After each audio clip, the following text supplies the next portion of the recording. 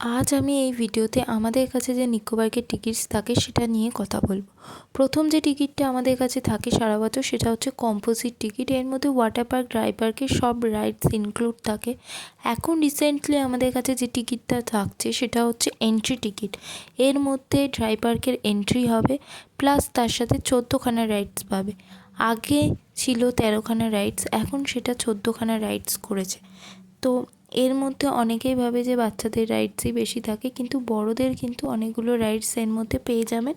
তার মধ্যে প্রথমেই হচ্ছে toy train, family carousel, KG tea party, আর তার সাথে থাকছে হচ্ছে ক্যাটারপিলার আর অক্টোপাস যে নতুন রাইডটা করেছে সেটাও কিন্তু বড়রা চড়তে পারবেন।